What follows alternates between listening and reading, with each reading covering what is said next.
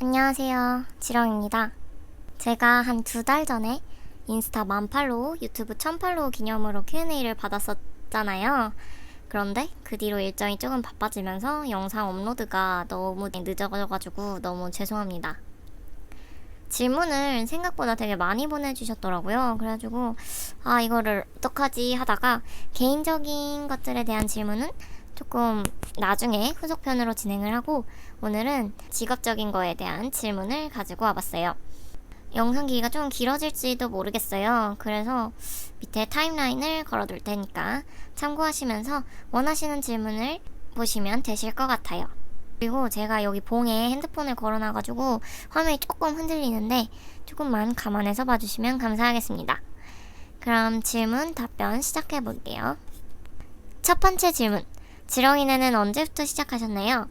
제가 이 질문을 받고 찾아보니까 2018년 7월 2일에 게시물을 올리기 시작했더라고요. 처음에는 고양이를 그리는 것도 아니고 대략적 문방구라는 컨셉을 아예 가지고 시작한 것도 아니었고요. 그냥 꿈이라는 저희 집 강아지를 올리는 강아지 그림 채널로 시작했습니다. 두 번째 질문. 하루에 몇 시간씩 일하시나요? 일하기 싫은 날은 하루 종일 놀기도 하나요? 네. 저는 이게 프리랜서의 가장 큰 장점이라고 생각을 하는데요. 저는 그냥 출근을 해야 되는 것도 아니고 상사가 있는 것도 아니기 때문에 그냥 제가 정하는 날이 휴일이고 마감이 있다면 그 일정에 맞춰서 일을 하면 된다는 장점이 있습니다. 그냥 놀고 싶은 날은 놀고 일하고 싶은 날은 일하고 그러고 살고 있습니다. 근데 제가 일을 좀 좋아하는 편이거든요. 그래가지고 일을 너무 오래 해가지고 그 일하는 시간을 조금 조절하려고 시간을 정해놓고 그 외의 시간에는 일을 하지 않으려고 노력하는 편이긴 합니다. 네 번째 질문. 이 일을 시작하게 된 계기가 무엇인가요?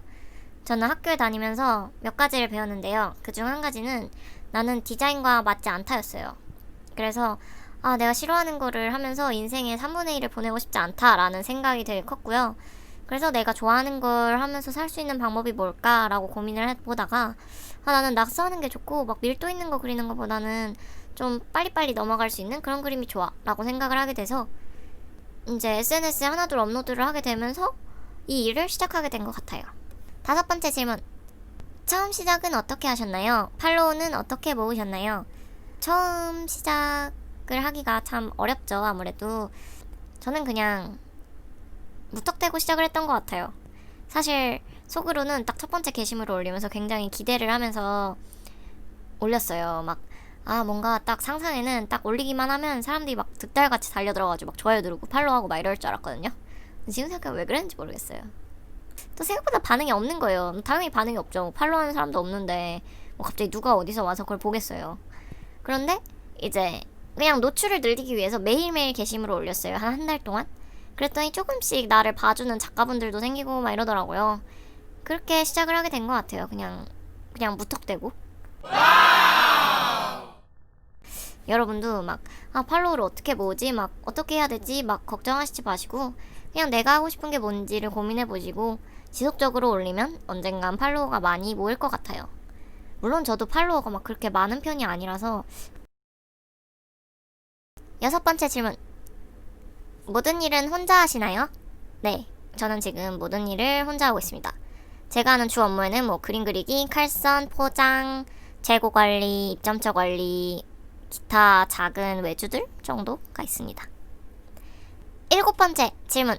이미 굉장히 많은 캐릭터들이 있는데 이들과 다르면서 귀엽고 특색 있는 캐릭터를 그리려면 어떻게 해야 될까요? 너무 어려운 질문을 저에게 해주시는 거 아니에요? 이거는 완전 그냥 제 생각인데 사실 요즘 되게 많은 캐릭터들이 나오고 있잖아요. 그래서 형태가 비슷한 캐릭터들이 사실 굉장히 많아요. 그래서 저는 사실 캐릭터 자체 형태보다는 부수적인 요소들로 나눠진다는 느낌을 받을 때가 굉장히 많아요. 대고도 예를 들면 얘도 사실 특징적으로 보면은 그냥 흰색 고양이잖아요. 근데 흰색 고양이에는 또 뭐가 있죠? 헬로키티가 있죠. 근데 우리가 헬로키티와 대고는 똑같이 생겼다고 느끼지 않잖아요. 그 이유가 뭐냐면 내가 부여한 특징이 다르기 때문인데요. 대고는 얘는 대략적으로 그려졌고 이렇게 흐느적흐느적거리게 생겼어 가 특징이라면 헬로키티는 얘는 리본을 달고 다니고 사람들한테 친절해. 그래서 헬로키티야. 라는 식으로 작가가 각각의 캐릭터한테 특징을 부여하잖아요. 그런 특징들이 하나씩 더해지면서 각 캐릭터의 특징이 생기는 것 같아요. 그리고 그 특징이 관광객한테 공감이 가는 경우, 뭐, 얘 흐느적하게 생겼네? 약간 나 같다. 누워있는 게 나 같아. 뭐, 먹고 있는 게 나 같아. 헬로키티네? 리본이 너무 이뻐. 저 리본 갖고 싶다. 뭐, 어떻게 저렇게 동글동글 뱅글뱅글 귀엽게 생겼지? 색감이 너무 좋아. 라는 식으로, 나는 이 좋은 거에 대한 이유가 공감이 가고 이해가 돼. 라는 캐릭터일수록 더 많이 사랑을 받는 것 같아요. 물론 대구도 사실 너무 발전할 길이 너무너무 멀고 길기 때문에 저도 맨날 고민하는 사항이긴 한데, 아마 제 기준으로는 캐릭터에 작가가 부여하는 특성이 가장 큰 특색 있는 캐릭터를 만드는데 큰 요소라고 생각을 합니다. 8번 질문. 저작권은 모두 등록하시나요? 저작권 등록은 기본적으로 추천을 드리고요. 사실 이 저작권 등록을 하는 게 뭐 재판 등에 들어가게 되면 별로 도움이 안 된다고 하더라고요. 그게 사용이 쓸모가 있으려면 상표권을 등록해야 된다는데, 이 상표권은 분야별로 한 30만원 정도 해요. 근데 이게 스티커면 스티커, 뭐 보드게임이면 보드게임, 뭐 책이면 책, 이런 식으로 상표권을 하나하나 등록을 해줘야 돼요. 그래서 내가 만약에 노트북 파우치를 등록하려고 한다. 그럼 여기 30만원. 스티커를 등록하려고 한다. 그럼 30만원. 이런 식의 계산이 되는 것이죠. 그래서 사실 처음 시작하시는 분들은 상표권 등록까지는 조금 어려울 수 있어요. 하지만 꼭 저작권은 등록해 주시는 게 좋을 것 같아요. 9번 질문.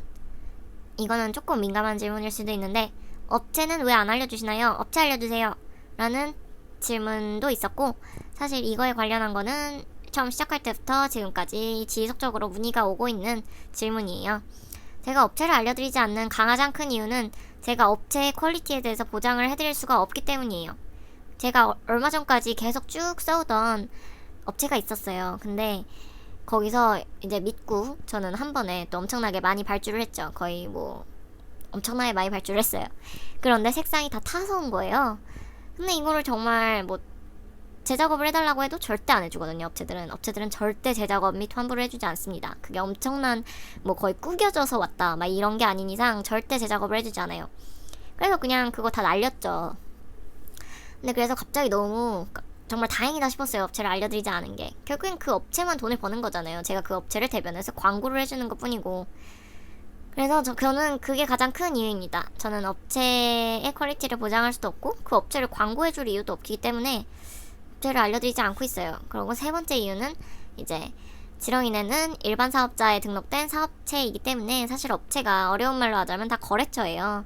근데 우리가 회사들의 거래처가 중요한 건 다들 아시죠? 우리가 사실 거래처를 서로 이렇게 막 묻는다는 게 물을 수는 있어요. 근데 막 그냥 전혀 모르는 사이인데 갑자기 오셔가지고 막 이거 업체 어디서 하셨는데요? 막 이러시면 저도 좀 살짝 마음이 아픈 게 사실입니다. 왜냐면 진짜 이 업체 찾는데 하루 종일 서칭을 하고 계속 견적 내고 계속 샘플 내고 하거든요. 아주 여러분이 조금 너그럽게 이해를 해주셨으면 좋겠습니다. 10번째 질문. 지렁님은 대학에 가셨나요? 아니면 대학에 꼭 가야 할까요? 라는 질문도 되게 많이 해주시더라고요. 저는 일단 홍익대학교 시각디자인과에 갔고 이 학교에 가기 위해서 3년 동안 수험생활을 했습니다. 수험생활은 정말 최대한 짧게 하시는 게 좋다는 거예요. 저는 삼수를 했는데 이게 선택적 삼수가 아니라 그냥 저는 3년 동안 붙은 대학이 없었습니다. 그래서 수험생활은 짧을수록 좋고요. 대학을 가는 여부는 뭐 사실 내가 대학을 안 가도 되는 확실한 근거가 있다. 나는 이미 일러스트레이터로서 돈을 벌고 있고 이미 상황이 그러하시다면 안 가셔도 됩니다. 근데 만약에 막연하게 나는 이제 곧 일러스트레이터 작업을 시작할 거고 곧 외주가 언젠가 어디선가 들어올 거야 라는 생각이시라면 대학에 갈 수 있다면 가시는 것을 추천드려요. 왜냐면 대학은 그냥 뭐 학교긴 하지만 사실 그 시간 동안 내가 사회에 가기 전에 마지막 나에 대해서 진짜 확실한 고민을 할 수 있는 유일한 시간이거든요. 그래서 그 시간 동안 앞으로 뭘 하고 살고 싶은지에 대해 고민을 해보시는 것도 나쁘지 않은 것 같아요. 물론 대학을 안 가고도 그런 고민을 할 수 있죠. 하지만 내가 그 분야에 가서 직접 그 분야에 일하는 사람들을 만나고 교수님들을 만나고 하면서 조금 더 빨리 배울 수 있다고 생각합니다. 그리고 대학교도 뭐 좋은 경험이니까 꼭 그렇게 막 극단적으로 나는 안 갈 거야, 갈 거야를 정하시기보다는 지금 내 상황이 어떠하고 앞으로 어떻게 될 예정인지에 대해서 고민을 해보시고 결정을 하시는 걸 추천드립니다. 11번째 질문. 캐릭터 영감은 어디서 얻으시나요? 영감은 사실 놀면서 제일 많이 나오는 것 같아요. 이게 뭐 어차피 도자기 장인처럼 막 집에서 혼자 끙끙댄다고 나오는 게 아니에요. 그냥 나가서 좀 놀고 친구도 만나고 하면서 느는 거기 때문에 저는 놀면서 가장 많이 나오는 것 같아요. 근데 요새 코로나 때문에 나가서 못 노니까 좀 확실히 그릴 게 없네요. 좀 너무 슬퍼요. 놀면서 가장 많이 나오다 보니까 그냥 생각 없이 뭐 다니기도 하고 수다도 떨고 하다 보면 중간중간 영감님이 오실 거라고 생각합니다. 설패 참가는 어떻게 하면 가능한가요? 부스비와 빠른 손가락과 체력이 있으면 가능합니다. 설패 홈페이지가 있어요. 거기에 들어가 보시면 부스비와 뭐 참가 신청 방법, 이게 분기별로 참가 신청을 받거든요. 그 참가 신청 기간에 맞춰서 참가 신청을 해주시면 설패에 나가실 수 있으십니다. 12번째 질문. 한번 발주하실 때 얼마 정도 드나요? 수익이 어떻게 되시나요? 저는 한 번 발주할 때 좀 대량으로 많이 뽑기 때문에 한 달에 보통 100만원 정도는 드는 것 같아요. 많이 드는 달은 뭐 600만원까지 될 때도 있고, 근데 그런 거는 뭐 설패 직전이나 뭐 행사가 겹쳐 있다거나 할 때의 액수고, 보통은 한 100만원 정도 드는 것 같아요. 근데 만약에 소량으로 하시면 그거보다 훨씬 더 적게 들겠죠? 이거는 진짜 그냥 굿즈의 종류와 개수와 뭐 그런 것 따라 다르기 때문에 조금 말씀드리기가 어렵네요. 근데 저는 한 달에 그 정도 들고 있습니다. 수익은 정확하게 말씀드릴 수는 없지만 가장 궁금하실 것 같아서 말씀을 드려요. 처음에는 막 창업센터 다니고 할 때 다들 스티커 사업한다고 하니까 다 되게 말렸어요. 스티커는 돈이 될 수가 없어. 네가 이거를 얼마에 팔든 너무 작은 돈의 시장이기 때문에 이거는 될 수가 없어 라고 되게 말을 많이 들었어요. 저도 어느 정도 동의하는 생각이긴 해요. 이게 정말 많은 장수가 모여야 그때부터 좀 수익이 생기고, 저도 한 1년 동안은 거의 수익이 없이 지냈던 것 같습니다. 그리고 수익의 종류는 3가지로 나뉘게 되는데요. 첫 번째는 뭐 제 개인적인 수익, 내 통판, 뭐 내가 개인적으로 페어에 나가서 번 수익. 두 번째는 입점처 수익, 입점처의 수수료를 떼주고 제가 정산을 받는 수익을 얘기하고요. 세 번째는 뭐 기타 브랜드 협업 수익이에요. 물론 제 지금 수익이 20대 중후반으로 생각을 했을 때는 정말 나쁘지 않은 수익이에요. 그런데 이제 주변 직장인분들을 생각을 해보면 그분들은 경력에 따라서 이제 월급이 쌓여서 올라갈 거잖아요. 근데 프리랜서는 그런 직업이 아니잖아요. 경력이 길다고 스티커가 비싸지는 게 아니니까요. 그래서 미래에 대해서 대비를 하는 게 정말 중요한 것 같아요. 뭐 어떤 책을, 프리랜서분 책을 읽었는데 그분은 내가 6개월 동안 아무 일이 없어도 먹고 살 수 있을 만큼의 돈을 대비하기 위해서 이거를 적금을 해두신다고 하시더라고요. 지금도 코로나 때문에 굉장히 경기가 안 좋은데 이럴 때 프리랜서는 아예 돈을 못 벌어요. 그렇기 때문에 1년을 쉰다고 생각하고 적금을 들어두시는 거를 저는 추천드립니다.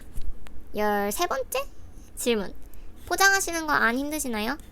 움파룸파를 구하고 있습니다. 카카오 천하를 들으니 움파룸파 분들 많이 지원해 주시길 바랍니다. 14번째 질문. 입시미술 디자인과 테크를 탔더니 너무 힘들고 우울해요. 일러스트레이터가 되고 싶은데 될 수 있을까요? 이건 진짜 제가 너무 공감되는 질문이었어요. 저는 입시 미술을 하고 나면 막 삶이 행복하고 막 그럴 줄 알았거든요. 근데 딱 대학에 갔는데 아닌 거예요. 그래가지고 저는 그때 정말 극심하게 우울했던 기억이 있어요. 그래가지고 진짜 제가 얼마나 우울했냐면 막 그냥 지하철에 타염없이 앉아 있었어요. 그리고 막 대체 왜 그렇게 내가 열심히 했나 너무 이상한 거예요. 내가 대체 뭘 얻기 위해 이렇게 열심히 했지? 에 대한 거를 너무 힘들었어요. 그 1학년 시기에. 그래서 너무 공감이 가는 질문인데요. 진짜 이거는 참 말씀을 드릴 수가 없네요. 왜냐면 이게 힘든 이유가 내가 이거를 다 때려치고 버리고 뭐 다른 일을 시작할 수 있으면 힘들지 않아요.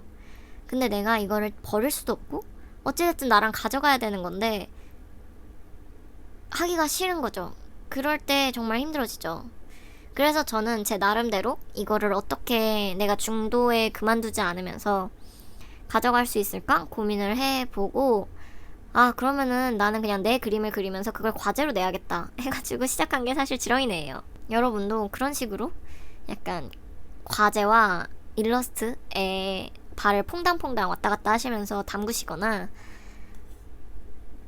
사실 1년 정도는 미대는 꼭 휴학을 하고 나의 시간을 갖고 좀 놀기만 노는 시간도 갖고 하셔야 된다고 생각을 해요. 왜냐면 우리는 진짜 수능 끝나고 놀지도 못했잖아요. 저는 3년 동안 수능 끝나고 놀지를 못했어요. 그 입시 미술을 하느라. 근데 또 우리 또 공휴일도 계속 학원 가고, 또 학과 성적은 학과 성적대로 받아야 되고, 얼마나 힘들게 살았습니까? 1년 정도는 정말 누구 눈치도 보지 마시고, 뭐 늦어지면 어떡하지? 막 이런 거 생각하지 마시고, 아니 인생이 80살까지 사는데 요새는 뭐 1년 늦어진다고 누가 뭐라 합니까? 누가 뭐라 해도 그냥 듣지 마세요.